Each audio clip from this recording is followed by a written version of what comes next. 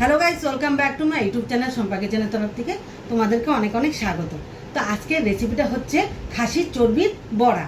তো কিভাবে বানাবো তো চলো দেখাই।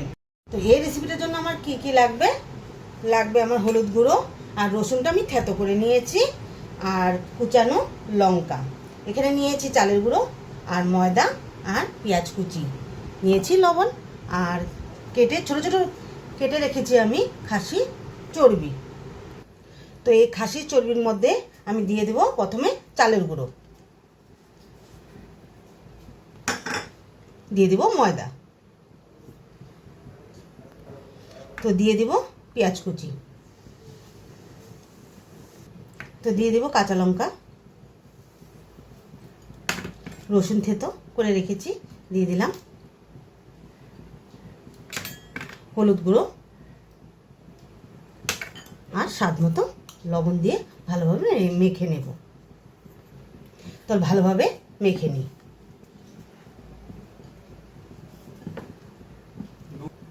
তো এর মধ্যে অল্প অল্প করে জল দিতে থাকবো।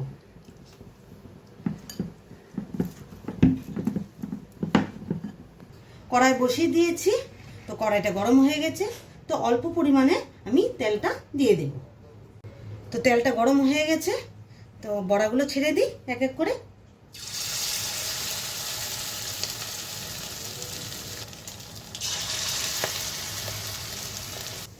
এক এক করে সব বড়াগুলো দিয়ে দিলাম। তো এক এক করে বড়াগুলো উল্টে দিই।